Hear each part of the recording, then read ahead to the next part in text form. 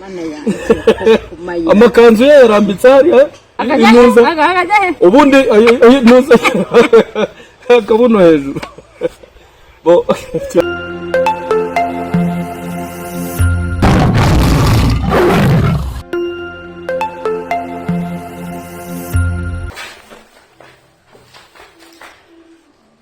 hello nkuko bisanzwe rero tugiye kuganira ku bintu bitandukanye. Rero hari abantu benshi babashije kwizihiza umunsi mukuru Noheli, abandi bakizihiza Bonane, bamwe bakaba bavuga bati turishimira ko dusoje umwaka tugiye kuwurya, ariko bamwe ugasanga birangiye ari bo bariwe n'uwo munsi mukuru ahubwo. Buri ibyishimo birahenda, ariko ibintu byose ko bavuga yuko iyo ukabije kiba ari ikibazo, hari abantu bajya batekereza mu gukabya uburyo bategura umunsi mukuru. Uzi ko ku itariki ya mbere umuntu ashobora kuba yari afite miliyoni, itariki ya kabiri ukaba wamubaza n'amafaranga 500 ntayabone. Icyo ni kimwe. Uzi ko umuntu ashobora kuba yaragerageje kwitwara neza mu minsi yose igize umwaka, ariko ku itariki 25 ari wo munsi wizihizwaho Noheli, avuga ko ari Noheli, ugasanga imyitwarire yagize muri iyi minsi yose yatambutse, ariko kubigeze kuri uwo munsi biranze. Ni abakobwa benshi batwara inda zitazigera zibukwa na base. Ni abantu benshi bandura sida. Usibye sida se ahubwo hari n'izindi ndwara zituruka ku mibonano mpuzabitsina idakingiye, kubera abantu baba bamaze gufata agacupa nyine bageze. Hari abagabo barara barwana n'abagore babo ku munsi ukurikira wa munsi mukuru. Semada y'amafaranga wayashyize. Umugore akabaza umugabo ati amafaranga twari twarabitse ari aha n'aha ko ngiye nkayabura. Ugasanga nta nubwo bigize babijyaho inama icyayo amafaranga agiye gukoreshwa. Ugasanga umuntu araguhamagaye arimo arakubwira ngo 5,000, kandi yenda nawe urukeneye amafaranga wowe wayabuze, ariko akakubwira ati 5,000 kuko ariko munsi mukuru. Usanga n'uwo muntu nta n'ubumwe mufitanye, ntimunaziranye cyane, yenda yakubonye ku mbuga nkoranyambaga hehe na hehe, akagutega umunsi mukuru ngo shaka uburyo ngo tubonana, ngo ariko nyoherereza 5,000. Iyo mitwe mwayiretse. Abantu rero ni mutwumve nabi, gusa kuri Gaju w'i Rwanda tuzakomeza kuhakurikiranira ibiganiro bitandukanye, ndetse na comment muzandikamo tuzagira n'umwanya wo kuziganiraho. Shaka kumenya rero ubundi urukundo ni iki. Umusore afite abantu 3 bamusuye ku munsi mukuru, kuri Bonane cyangwa kuri Noheli bivuga gutyo.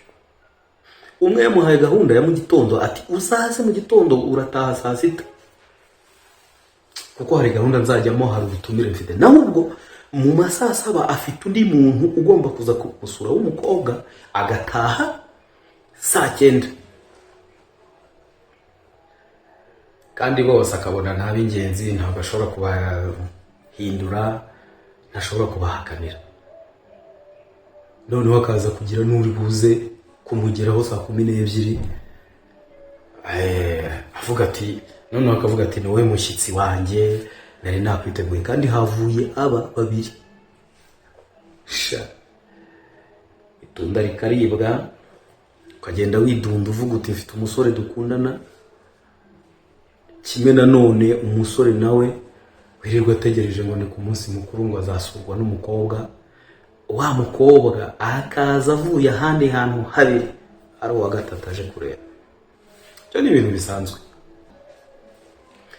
Iyo umuntu adafite amafaranga, akaba adafite ibikorwa, akaba adafite amazu yenda runaka, urukundo akundanye n'umuntu ruba igice, kuko nta bikorwa bigaragaramo.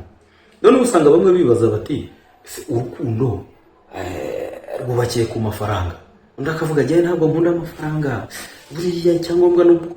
Nyamara uwo muntu muri bukundana atari bubone ubushobozi bwo kukugurira fanta, ntakugurire ikintu icyo ari cyo cyose waba ukeneye, ese uzamugumaho?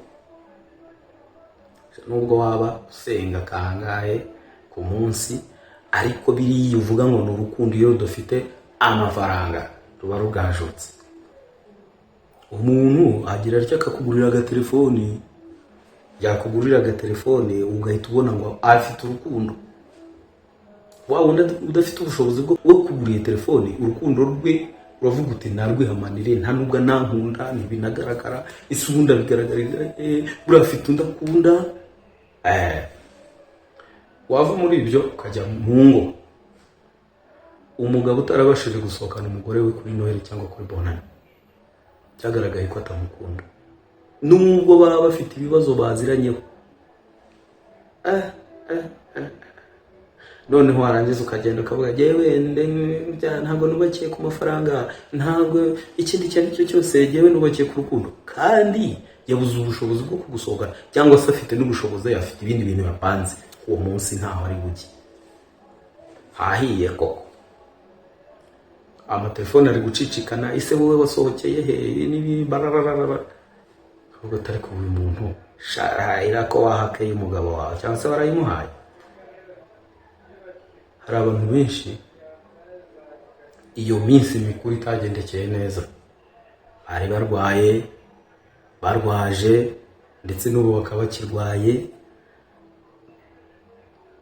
Ibyo nabo ubwabo batekereza ko n'Imana yabaretse kubera ibibazo bahuye nabyo. Ariko noneho umuntu niba yarangije umwaka akabona afite amafaranga, afite ubushobozi, afite iki, nta kibazo afite, niba yishyura n'inzu akodesha, yabonye ubushobozi bwo kwishyura, asagura iyo nayo gusohokana abana n'umugore, cyangwa se yagize ikirori abaturanyi baje aho ngaho, yumva ko ahagaze neza, kandi n'abandi bantu bose baravuga bati uriya muntu yubaha Imana kandi aranasenga. Buriya rero nibyo byatumye abantu batabasha kumenya ngo Imana ni iki, cyangwa se Imana ikunda iki, ahubwo kubera ko hari ibyo dukunda tugahita tubishyira mu bikorwa by'Imana, tukavuga ngo Imana buriya ikunda umuntu umeze gutya na gutya. Iyo ni imyumvire yacu. Mu gihe urwaye, mu gihe urwaje, mu gihe wagize ibyago, ntabwo bivuze yuko iyo Mana idahari. Ahubwo niho usanga muteranya abantu n'Imana, ukajya mu rusengero ukavuga ngo ndashimira Imana ko ndangije umwaka ntarwaye. Babandi barwaye noneho bo Imana ntabwo yari ihari kuri bo. Nyamara jewe ku byo nzi, mbashije kuba nzi ku giti cyanjye, mu ntere ibuye cyangwa muri reke, nuko nzi yuko Imana yaba ihari no mu rupfu, kuko ibyo ni ibintu bisanzwe. Kuko icyaha cyaje mu isi nyine cyanyujije abantu sansenike. Ibyo abantu bita ko ari byiza ntabwo ari byiza, ibyo abantu bita ko ari bibi nibyo byiza. Nk'urugero, buriya nk'abantu babashije kunywa amata bwa mbere, uzi ko hari umuntu wapfukaga amazuru agasigaza umunwa kugira ngo atumvirize, akumva amata arabishye, ariko igihe kikaba cyaragezeho noneho umuntu akumva amata araryoshye. Kiriya rero ni ikinyurano. Ni ukuvuga ngo Imana dushobora kuba tuyitekereza muri bwa buryo twatekerezagamo tunywa amata, nyamara wakwinjiramo neza umenye iby'Imana ugasanga wanyuze sansenike. Niyo mpamvu umuntu avuga ati mwene data n'uwo dusangiye kwizera, abantu bari mu madini runaka bakaba ari bo bavuga ngo ni bene data, ni bene data. Ariko ntabwo mwene se ari uwo mujyana gusenga, n'utagiyeyo ni mwene so. ntabwo mwene so ari uwo mwabashije gusangira ikintu bijya, ahubwo ibyo ngibyo nabo duhuje, ahubwo dufite ibyo duhuriyeho. Abahinzi burya baba inshuti kuko bahuje nyine muri icyo kigero cyabo. Uvuyemo akajya mu kindi gika ntabwo aba akiri inshuti na ba bandi. Niko n'amadini rero bamwe bamaze kuyafata, bumva ko Imana, kandi bakavuga ngo Imana ni imwe, ni data wa twese, ariko ukaza gusanga mwene data ni umuntu duhurije hamwe mu byo duhuza, mu myumvire yacu, mu myizerere yacu.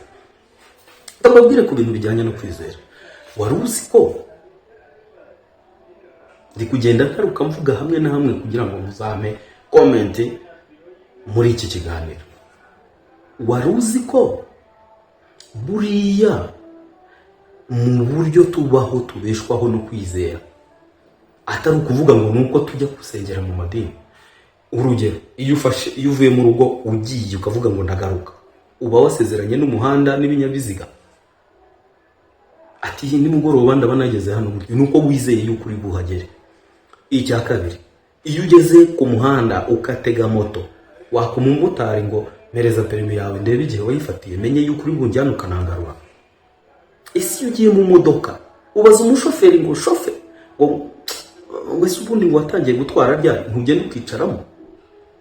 Hari ibirango bigenda biranga icyo umuntu ashoboye, ariko ushobora no gusanga ari umwambaro w'inyuma. Umwe yambaye jire, undi afite baje y'akazi, ukamwizera, ukicara kuri moto cyangwa mu modoka akagutwara, ukaba uzi ko yakujyanye akakugarura. Ntarutse gatoya rero ku by'iminsi mikuru, hari abantu bashatse gushakira iminsi mikuru ku bandi bantu. Umugwanambaga araguhamagaye arakubwiye ngo ugiye ngo ndi mu mahanga, arakwandikiye ntashaka ko munavugana. Jewe ndi umusirikare, ariko ahantu ndi gukorera ntabwo biri gukunda, shaka uburyo narakwikundiye, nabonye uri inyangamugayo, mfite ubutumwa nshaka kukoherereza, mfite amafaranga amadolari gutya na gutya, nzayohereza mu gikapu, mbwira ahantu ivarisi nzayohereza, uzajya ku kibuga cy'indege iki n'iki, mbwira umwirondoro wawe, ohereza fotokopi y'irangamuntu. Okay, noneho nibigera ku kibuga ibi n'ibindi, akwizeza ko bizakunda muri ubwo buryo. Arangiza nyuma akaguhamagara akakwandikira akakubwira ati noneho rero ibintu byose nabyohereje, ariko kubera ko baje kunca amafaranga menshi cyane ku buryo nabuze, kuko nari namaze kuyohereza, banciye amafaranga y'imisoro n'iyi kugira ngo bigere hana. Ubwo ntuhita wumva se ubusambo aho buri. Abandi bantu arakwandikira ngo utwo dufaranga twohereze kuri iyi nomero, ngo ibaruyeho kuri runaka, wayihamagara ugasanga nticamo. Byahurirana nuko hari umuntu wari urimo amafaranga, ukavuga uti se anyohereje ino nomero, wahamagara ya nomero nticemo, ukavuga uti ni runaka. Wagira ingorane wahamagara wa muntu wari urimo ideni wagomba kohereza amafaranga, itacamo, ugafata twa dufaranga ukatwohereza. Bisambo bashaka kurangiza umwaka bagatangira undi mwaka mu kuriganya gusa kurya abantu. Rero nimukomeza gukurikirana channel Gaju w'i Rwanda, turabaha amakuru, turabaha ibiganiro byiza, tuzajya tusura ahantu runaka turebe ibikorwa by'abantu, ndetse tugire n'uburyo bwo kubamamariza bitewe n'uko twabasuye, tugira ibiganiro nabo, ndetse tubagira abatumirwa bacu. Tuzabagezaho ibintu byinshi bitandukanye, ntabwo ari filimi gusa. Twitegure rero kandi tubahaye karibu muri 2026, muze mwisanga kuri channel yacu Gaju w'i Rwanda, kandi mutugezeho ibitekerezo, ibyo mwifuza ko twabagezaho n'inzira mwumva twabibagezaho, natwe turahari ku bwanyu. Murakoze cyane.